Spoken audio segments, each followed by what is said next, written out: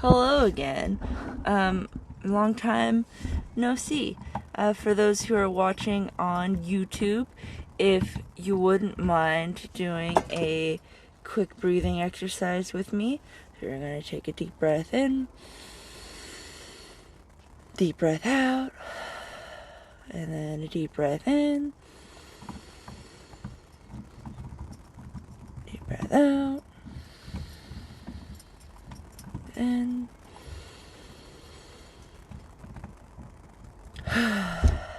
good listening mode. And then again, for those watching in YouTube, I usually like to start the study with a song, which I obviously can't play on YouTube for copyright reasons. So if you want to go into the link in the description, there will be a link for quiet worship. If you want to just pause this video and follow that link and just kind of meditate on the words, keep deep breathing, get yourself in that quiet headspace. And then when you're done listening to that song, you can come on back and watch the rest of this video. So you want to do that. You might notice that today's quiet worship song is not a Christian song by a Christian artist, I don't think. It's a very popular song by Paramore, but and it's very obviously written romantically, but I think it still reflects that yearning for that one God, and I take that exception. We're all yearning for this one perfect love, and God is the only perfect love. So that's how I took the song, even though I don't think that was the original intention, but that's okay. But yeah, so go listen to that song, and then we can start here. So chapter 8 is today, and it's a pretty straightforward passage. There's at least one pre-planned rant in here, maybe two, and I only kind of proofread it before printing it off because I've just been extra exhausted today. My eyes are literally burning right now. So apologies in advance if I'm a little bit more stumbly than usual. But yeah, let's just get into it because I kind of want to go back to sleep. So it starts with, but God remembered Noah. And I just want to pause immediately and just make a note that the writers don't mean that God forgot Noah. God walked through a door in heaven, oh, why did I come in here? I feel like there was something involving something I was supposed to be doing, something involving all life on earth. Maybe if I retrace my steps. No. It just means he turned his active attention towards Noah. He let the flood play out on its own, and then when the earth had enough, he started the work of cleaning it up. Just to clarify that. So the full verse is, but God remembered Noah and all the wild animals and the livestock that were with him in the ark, and he sent a wind over the earth, and the waters receded. So winds passing over the flood seems like further evidence of a local flood event. Blowing water around a flood-covered earth isn't going to do anything to make the water levels go down. It could be referencing the evaporation process, but that would require heat more than wind, and I imagine it'd take longer than a year for water that's as high as the highest mountain, as global theorists claim. So I'd think you'd either need really hot temperatures, or we're supposed to take the year language metaphorically, which feels iffy for both of those. But then again, we're talking about God and ancient Hebrew writers, so chronological or scientific facts aren't always at the forefront of the writings.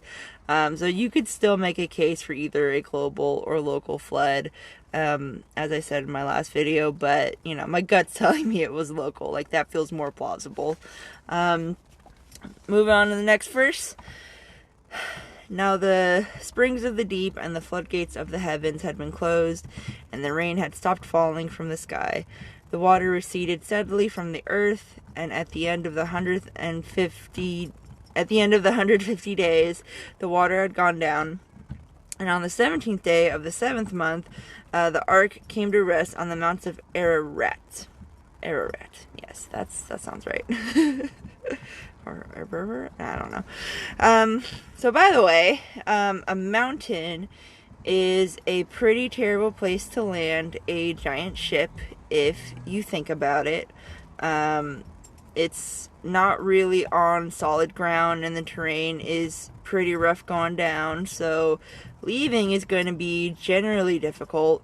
It was probably one of the higher mountains, since we're only 5 months into like a year-long draining process, so not the ideal spot to land, but it makes sense they'd get stuck there since those mountains would be exposed longer than the lower grounds, so more likely to hit that. And it's not like Noah can really steer the ark. I don't know if you noticed, but it's basically just a giant life raft, and it all it had was a rudder and no steering wheel. So Noah really had to trust God with the ark's trajectory, which is probably the only example of Jesus take the wheel you'll see in the Bible, if you think about it, even though it was probably the Father directing it, not the Son, and it technically didn't have a wheel. So, but it kind of fits that kind of thinking, though.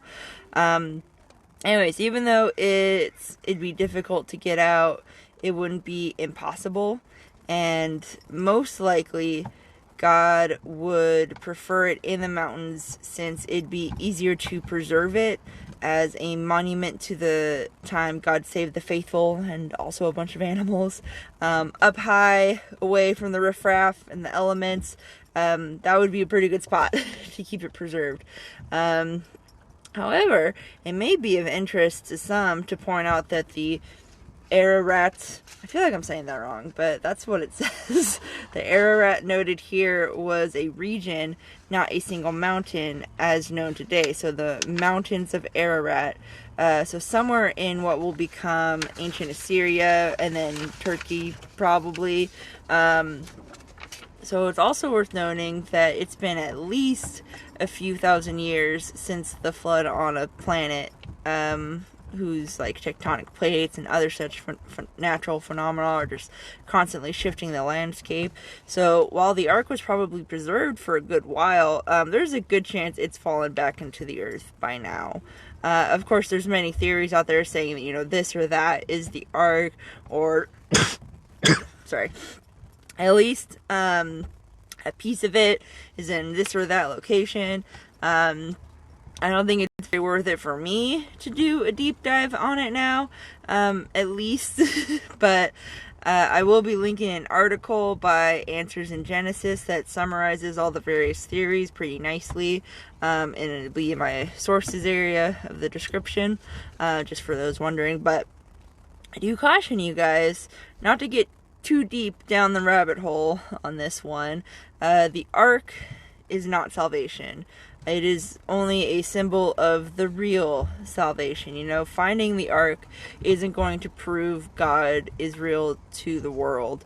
There's already lots of evidence that God is real, and people still find reasons to doubt. So just check your motivations before entering into the world of Christian conspiracies.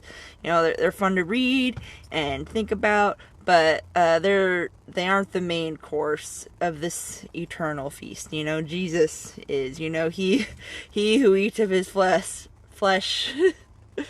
and drinks of his blood will have eternal life. So just remember that when you're getting crazy with the conspiracy theories. Anyways, next verse. The waters continued to recede until the 10th month, and on the first day of the 10th month, the tops of the mountains became visible.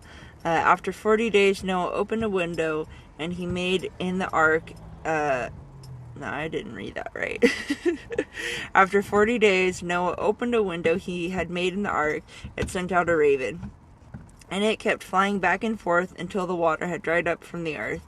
Then he sent out a dove to see if the water had receded from the surface of the ground. But the dove could find nowhere to perch because there was water over all the surface of the earth. So it returned to Noah in the ark. He reached out his hand and he took the dove and brought it back to himself in the ark. He waited 7 more days and again sent out the dove from the ark. When the dove returned to him in the evening, there in its beak was a freshly plucked olive leaf. Then Noah knew that the water had receded from the earth. He waited 7 more days and then sent the dove out again, but this time it did not return to him. So Noah starts with a raven to see if there's any habitable land. However, the raven is a very clever and independent carrion bird. I think that's how you say it. So the raven never really comes back to the ark, if you notice. It just kind of goes off and does its own thing, just flying around. It's maybe making appearances every now and then, but then it's just mostly sticking to itself. It likely settled on one of the tops of the mountains and picked at the carcasses floating around. So the raven became a less helpful indicator of the presence of dry land, being able to make do with most situations. So Noah decided to try out a meeker, more vegetarian bird known to many as a dove. You might be familiar with that. A dove would have had a harder time living off the water, as the raven does, and would come back when it couldn't find anything suitable. It was therefore a much more suitable for judging the livabilities of the land. A lot of commentaries kind of gloss over this, but I think there's something important to be said here. For one, it shows the importance of having more sensitive people on your team, or at the very least, a team of diverse backgrounds. A lot of times with businesses, churches, projects, whatever, when they're deciding what people to have on their team, they often get maybe the more bullheaded, confident, strong leader types, or just the people they like, or it's just one type of, it's just very cliquey, it's just one type of people in general. And there's nothing really wrong with these people specifically per se, but if that's all you got, you're going to have a lot of people who don't consider all aspects of something.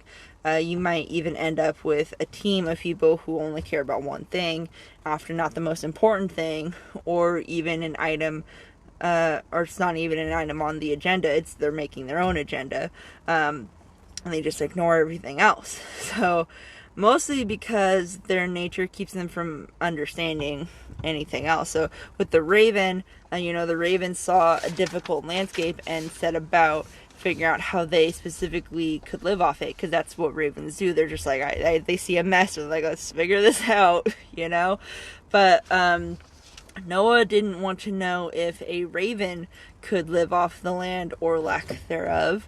He wanted to know if everyone could live off the land. So he had to get a meek dove who probably had a lot more in common with the other less hardy animals to replace the raven. Because if a dove can make it, anyone could, So you don't always want the strongest and the hardiest. Sometimes you just need to bring someone who is sensitive to the needs of others.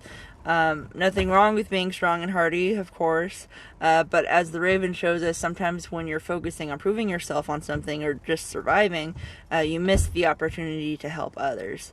I think it's important to understand the object of a task or project before diving in, making assumptions.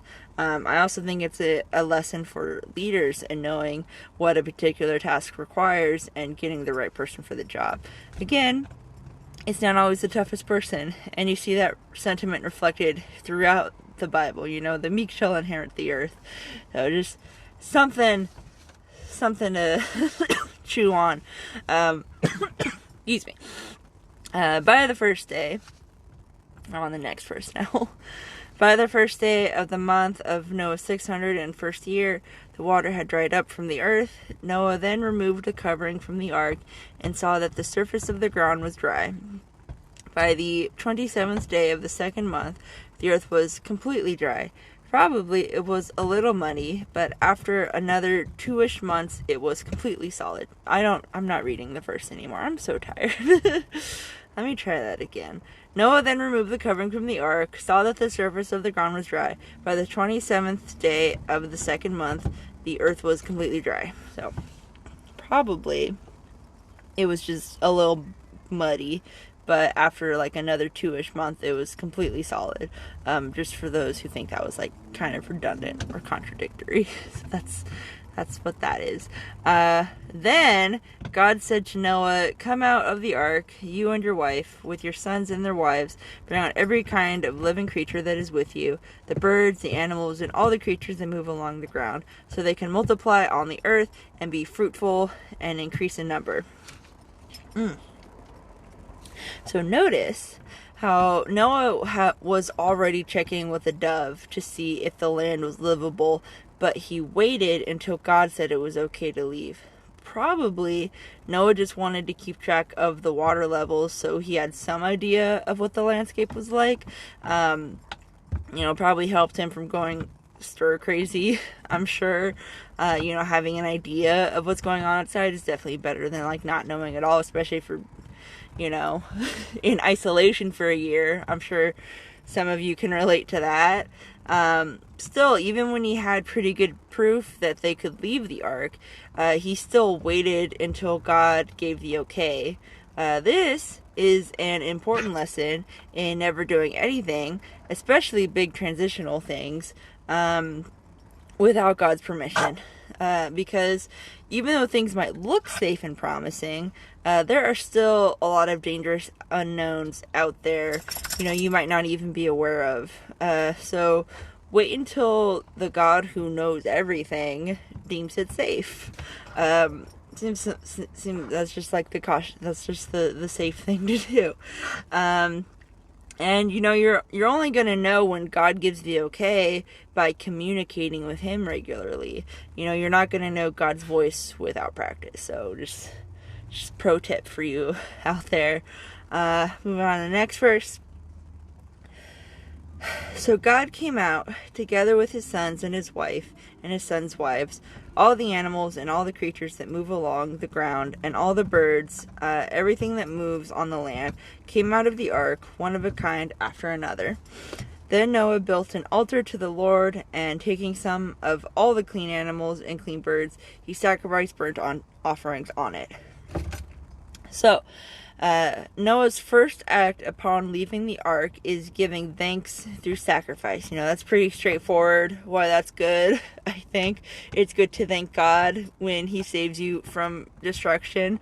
The thing I want to camp on, though, is the enduring word commentary that I've been using makes this comment about how Noah was risking animal extinction by sacrificing these animals, but it was worth it to please God.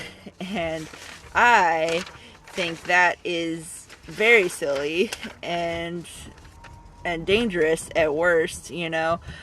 God told Noah to bring extra animals for sacrificing after the flood, in the last chapter, specifically so those animals wouldn't go extinct. It's very clear God doesn't want any animals to go extinct, or else he wouldn't have told Noah to make an ark for all the animals and also bring extra for sacrificing. And there's only one pair of ritually clean animals. It doesn't actually say like how many he sacrificed, but at the same goes for like all the unclean animals too. Now there's one pair of all animals and they're all fine apparently. God made sure that they live on, so it's not really risking anything. Enduring word then goes on about like the importance of costly sacrifice, which is arguably fine, But I'd argue that it doesn't fit this passage specifically, which leads me into why I think this kind of dialogue is dangerous. God does, in fact, ask us very often to give up the important things in life, at least the things that are important to us, specifically. And that may or may not include, like, everything that we own and cherish. But I can't recall a time where it was at the cost of other people, other living things. It's generally our burden alone to bear. You know, them talking about how sacrifices need to be costly and implying that it's okay to put like an entire species at risk for extinction as long as it's for God, is, I think, pretty obvious why that could be harmful. You know, it makes me think of the Netflix movie that came out last year, The Devil All the Time, which was a great movie, by the way. I think it was pretty underwatched, which is a shame. It was a very star-studded cast that really flexed their acting muscles, but spoiler alert for those who haven't seen it. I don't know if anyone would at this point. I feel like it's one of those movies where you either saw it when it came out or you didn't, but if, you know, if you wanted to see it, spoiler alert, this doesn't happen in the this does happen in the beginning. It does happen in the beginning, so it's not a huge spoiler, but it's still a very sad surprise. So feel free to like skip ahead or like mute for like a minute, or maybe like a minute and a half if you want to be safe. But in it, there's a mom, a dad, a son, and a pet dog.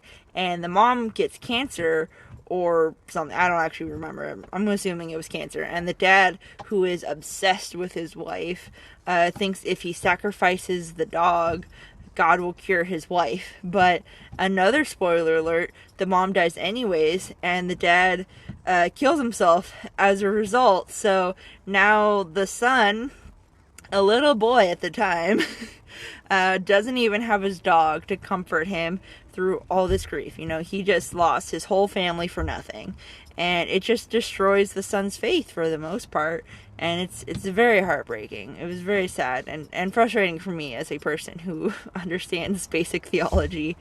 You know, it has a kind of happy ending later though, but yeah, even though it seems like so silly and obvious, like, yeah, Jesus died so we wouldn't have to do sacrifice, like especially animal sacrifices, and there's not really a lot of examples of faithful people having to do sacrifices so they can be cured of ailments.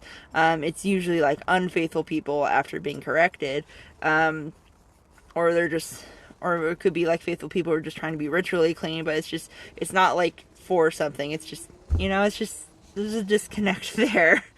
Like, doing costly sacrifices doesn't make God do anything. You know, God doesn't owe you anything, no matter what you do. What's important is faith in Him and recognizing that this life is full of suffering, but it's also only temporary, and only the eternal afterlife matters. And never once does God say, you know, at least post Jesus, you need to hurt or even destroy other innocent beings, humans or not, in order to win God's favor. And I feel like, even if that's not what enduring word meant, and, you know, it probably wasn't, to be fair, I think it was just like a bad, ill thought out connection. Like, if you look at it, it's a pretty bare bones commentary, so I'm guessing that they just kind of put that out there just to say something about the passage. Which is silly. I said lots of stuff about the passage, so I don't know why they're tripping, but I feel like people could look at that and think that's what they're supposed to get from the passage. I keep losing my place. And that's wrong and dangerous, was my next thing. God doesn't want animals to go extinct, and He certainly isn't going to be nicer to you because you killed the family dog. Your spouse or job, or like even your sexuality, you have to examine these things that are most important to you, and trust God with it, letting him either take it away from you or help you preserve it. Either way, it's something done by his hands, not yours. Your job is to make God your top priority and doing what he says. And post Jesus, that is generally not going to involve killing someone or thing. I just want to make that clear. I will be linking the Genesis 8 commentary from Enduring Word, since I did use other parts of what they said. But if you look at it and you come across that part, I just wanted to let you guys know that I strongly disagree with that one part. But, like I said before, just because you're wrong about one thing doesn't mean you're wrong about everything. Anyways, moving on. The Lord smelled the pleasing aroma and said in his heart, "Never again will I curse the ground because of humans, even though every inclination of the human heart is evil from childhood. And never again will I destroy all living creatures as I have done." So I just love verses that validate how much God loves the smell of cooking meat. Like, same God. But, more pleasing to God than the smell of the meat was Noah's heart during the sacrifice. Remember back to Cain and Abel. It's not so much what you give as it is how you give it, attitude and intention and all that. It's also interesting how God says humans are evil from childhood. I'm not familiar with the implications of the original text, so I do wonder if that means like from birth or just like toddlerhood on. I feel like if it was from birth, that's what God would say. But then again, I don't know what the original text is. It could just be the translation. I know that there's like a whole debate on this, and this isn't even like the best verse to start that debate with. So I'm going to save it for when we get to those verses. But, that's just like a ponderance I wanted to float out there. The other thing that I also take this verse to mean that he won't wipe out all living things just to get rid of like one particular race, because know how he doesn't specify humans, it's just all living creatures. So he'll just like scoop those like evil human ones out with a more precise method than just like wiping them all out the face of the earth. And that's what we'll see later when the Nephilim pop up again. God just sends the Israelites to murder them specifically, clean and simple. Well, actually, we'll see how it was the opposite of clean and simple, but it was worth it to save all those innocent animals. So, anyways, last verse. As long as the earth endures, seed time and harvest, cold and heat, summer and winter, day and night will never cease. Alright, so when God's talking about the seasons, there's a possibility they weren't regular before the flood, or maybe they weren't even there. And this is like possible based on the science and the history and science history, I think. I couldn't actually find like great information on like possible like pre-flood or like pre-season times. I just got like a Quora forum that I'll link to. So, if there's any like nerdy science people that like specialize in prehistoric times, let me know. But it does look like there was a time when the earth didn't have seasons as we know them, because its axes was more aligned, it is tilted now, but there was a time when it was actually pretty straight, and then a bunch of asteroids hit it and knocked it sideways. It was mostly by this big one known as Thea, or Thea. I'm gonna go with Thea. Asteroids could also explain what caused like such a giant flood. Heaven's floodgates opening and maybe like melting a bunch of ice or something. There was a mention of that in the core form. I like I said, I could not find like a very comprehensive article about like what happened exactly before, during, and after the earth got hit, but that does seem to involve like a flooding of some kind. But it also happened billions of years ago when the earth was like still figuring itself out, probably only had dinosaurs on it at best. Then again, we're only pretty sure that there weren't any humans during this time. Water isn't a good preservative, so it's possible that when the flood happened and when the dinosaurs so it's possible like the flood happened when dinosaurs and people lived together, and then the asteroid hit. I, however, lean towards dinosaurs being around on the fifth day, or more accurately, the fifth era of creation, before Adam and Eve even got there. The earth often goes through these like wild climate changes, especially back then. And especially if we're thinking that this was a local flood, it likely wasn't as dramatic as like a large mass hitting the earth like so hard that its axis is now forever tilted, and now we have seasons. That kind of sounds like a diss, like, I'm gonna hit you so hard, your axis is gonna tilt forever, and you're gonna have seasons, Anyways, that would definitely take more than a year to recover from, I would think. And looking at the verse, I don't think you can really say with certainty that there weren't regular seasons and such. In Genesis 1, God had already made night and day, as well as like agriculture in the next chapter, which implies the existence of seasons, which heavily determine the success of a crop. So I don't think there's really a lot of evidence to say that there weren't seasons prior to this. I think it's more God saying he's not going to disrupt the natural progression of Earth himself. He's actually not going to shape Earth further. He did what needed to be done, and now he's just going to let nature take its course from here on out, which might be an interesting note for those who wonder why God causes natural disasters. I don't know if causing is the right word, allowing, perhaps. I'm not 100% sure. This is just like a theory.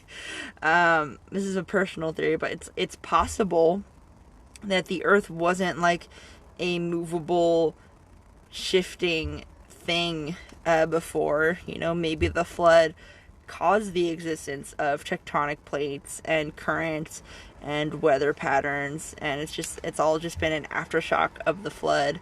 And its vibrations have been bouncing off of each other to this day within our like enclosed atmosphere. Perhaps even the things that we do to the earth, I don't know, wild thought, but what if like the things we do to the earth cause natural disasters? Like what if that's a thing? I don't know, maybe scientists should look into that maybe something we're doing causes natural disasters. That was like kind of the theory I had going into this, that it's like not so much God doing it as it is like a side effect of evil humans doing evil things. It's a sign of a broken world. And there are like a lot of like Jewish thinkers that say that the reason the world has suffering in it, like, it isn't just because of what happened with Adam and Eve, but it's also because of the flood and like later what happens at the Tower of Babel. So like that's maybe but I was actually listening to a Naked Bible podcast episode this morning just at work, as I do, totally random. And the episode I was listening to didn't like really seem very related. I think I want to say it was like about like meditative God, or I don't even remember. It was by this guy that like teaches a lot of like Tolkien and C.S. Lewis and stuff, so it was very nerdy. But like one of the general theories that was being discussed on that episode was that God is an active God that takes an active role in the development of Earth. Things don't just grow and evolve and shift and change on their own. They do so with God's nudging. And besides like a possible like free will argument, I don't see a whole lot wrong with that theory, especially since we're talking about earth, not like a sentient being. And I don't think it reflects poorly on God if he does in fact is the one that's like actually behind natural disasters, because none of us know the full story. We don't know how many people came to faith, the reconnections made in the community, the convictions it caused, what bigger disaster might have been prevented because of that. Death is, after all, a natural part of life. And if you accept this holy love into your life, it doesn't really matter when you die, because you get an eternal life afterwards. It's still unfortunate for the ones who didn't get saved, but probably they never would have anyways. It's still unfortunate, but I think we have to trust that it was a useful and productive death. And I think that might seem like a little bit cold and harsh, like death is not a useful thing, but I don't know. I think death actually can be, if you think about it that way. Like it makes you reconcile with your own mortality, and like think about like things you're doing in your own life, or it like causes you to grieve, and I don't know, maybe that makes you a little bit more of an empathetic person. Like death does lots of things to lots of people. It still sucks. I'm not saying it doesn't suck, but I think the goal though is not to avoid death, but to just hope that it can that you did what you needed to do in this life, and you died at a good time. That's all we can really hope for. And there is like a spiritual war going on in the background of all of this, angels and demons, God and Satan and whatever, and that can cause like both spiritual and physical damage. It's just like a fact of life. It's another reason for the suffering in the world. It's just this like constant tug of war that we're in the middle of. But we have hope in the life after this. So, as long as you're right with God, like I say there wasn't really a harm to that. Then again, I have been kind of suicidal lately, so maybe I'm romanticizing death a little bit more than I should have. But yeah, I think you could take it either way. After thinking about it a little, I think it's probably a balance between the two. God intervenes when he sees fit, and sometimes he just lets things happen. And there's no way to know which is which, but he's arguably still at play in the background either way. He is strategically deciding when to involve himself in something. And I think it's safe to assume he's probably making the right call, whichever decision that is. But it's definitely something to ponder about, though. We can maybe just leave it at that for now. just throwing some theories at you. On that note, just like a quick note, some people might also use this verse as proof that climate change isn't real. Like our current climate change crisis isn't real.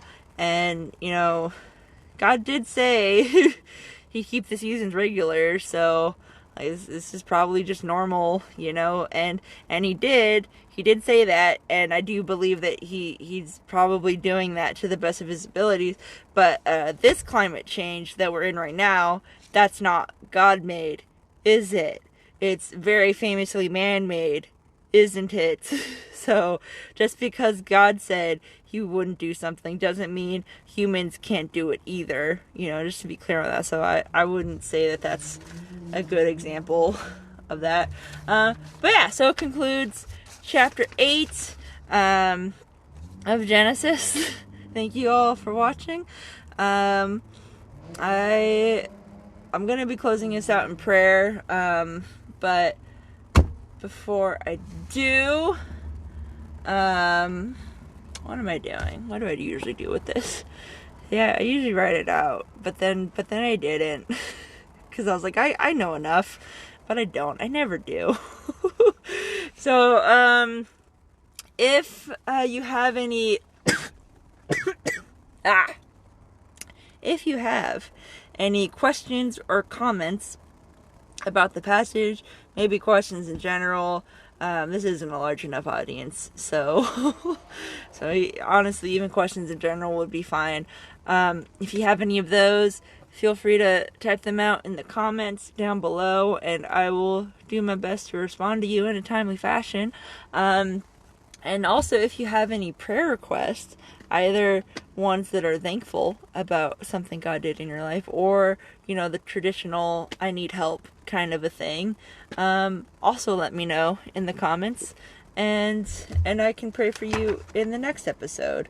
Hey, that's a song. I have been praying pretty regularly about all the other people who have given me prayer requests. It's been kind of the same lately. I think everyone's kind of busy right now, so they haven't really been able to let me know if they still need prayer on this. So, currently I have, there's like these two women, separate women. They don't even know each other, but they just happen to have like pretty much the same issue. They have like a lot of physical issues they have to take care of. Actually, one more than other. One has a lot of physical issues, and the other one has like a lot of like emotional issues, but they both kind of have the same, they also have emotional and physical issues also, but it's just one more than the other. So there's that. And then there's also my dad, who has been struggling with his other marriage. I shouldn't say that, because that sounds like he has two marriages. It is his second marriage, but he wasn't married simultaneously to two different people, because that would be illegal. But, he's been wanting some guidance on that, so that's a thing. And there's also, I got some family members in Oregon who had the stomach flu like last month. So I'm guessing they're good now, but I don't know for sure. They never let me know. So we're praying for them. And then my mother, who recently moved, she's just trying to get settled in. I think she has a job now, so that's cool. But she still is trying to find like a church and like friends and stuff. It's never fun being in a new place with no friends. So we're gonna pray for some much needed fellowship on her. And then for me in my house, I pray for myself as well. So you guys know what's going on in my life and the things I need prayer for. I've been pretty depressed lately, honestly. I don't know how much do I want to get into this. As pretty much all of you know, I live in a van, and sometimes the community does not like that I live in a van, and even though I'm just like trying to mind my own business and doing the best I can in life, they still get mad at my existence. And it's mostly because I got dogs with me too, and they can be a bit rowdy, but they don't deal with it in very healthy ways, even though I try to communicate, and it just makes me very anxious. And on top of that, I'm still grieving over the church that I used to go to, but then they were jerks to me, and now I feel very disenfranchised and isolated, and I just feel like all my friends are just leaving me, and it's very depressing. Yeah. And I think it's also kind of making me angry too. I definitely got angry. I'm very depressed, and I'm also very angry, all the time, and it's not a good headspace to be in. And it's a lot of times it's very when you're going through a rough period, and you're just kind of numb after, you're numb, and then you remember that you're depressed when you're alone, and then you get upset, and then you have to trick yourself into falling asleep, and then you wake up and you're just numb for a while, and then you remember it's just a cycle of bad vibes. So that's not fun for me. So I'm gonna pray about that somehow, and you guys can pray about that too if you like, cause I'm just so sad and lonely, and yeah, it's not fun. Yeah, so I'm gonna do the prayer now. So God, thank you for bringing us all here today. I apologize in advance for all our wrongdoings. Sorry for the parts when we messed up previously and, in the future, but also thank you in advance for forgiving us for that. So, and also in the past for forgiving us. I just want to pray for those two women who never can seem to get their shit together.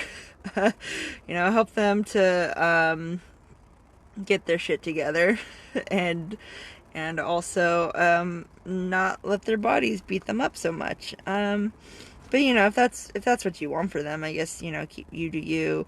I guess the most important thing is that they don't lose sight of what's most important, and they don't fall back into like bad habits. Help them to keep their eyes on you, and help them to hear what you want them to do, and just be a comforting force for them, and an inspiring and motivational force for them, so they can keep doing the things that you want them to do. I also pray for my dad, who would like some guidance on where to go with his marriage, send healing energy for what needs to be healed, and help them to see and learn what needs to be fixed and how to fix it. Don't let them abandon hope during these difficult times. Don't let them forget that you are with them always, and they are not alone. There is at least one person that they can rely on, and that is you. So just keep their heads up. I also pray for my family members in Oregon who may or may not have a stomach flu. But I guess, in general, they probably need help with stuff. They're in charge of a church, and they have a lot of kids they gotta take care of. So, I just pray that, you just keep their sights on you. It can be very easy to forget your presence. So, just do that. I also pray for my mom, who is in need of some fellowship. She's trying out a bunch of different churches, which, it's good for her for trying out a bunch of different ones. I usually just settle for the first one I got.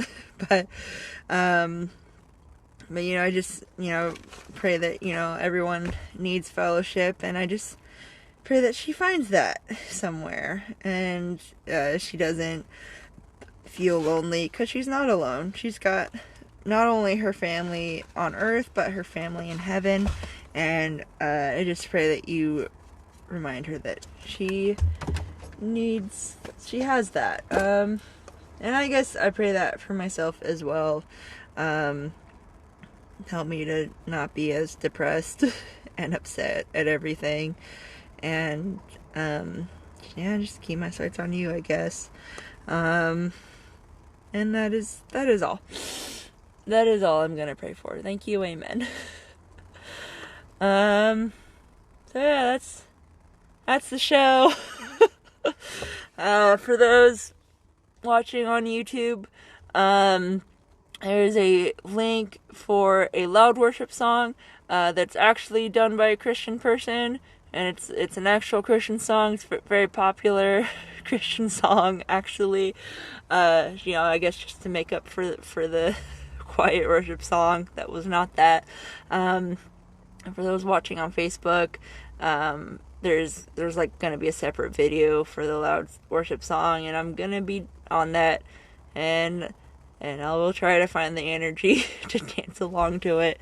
But that's what we're gonna do. So, YouTubers, watch the loud worship song, and Facebook people, join me for the loud worship song. Okay, bye.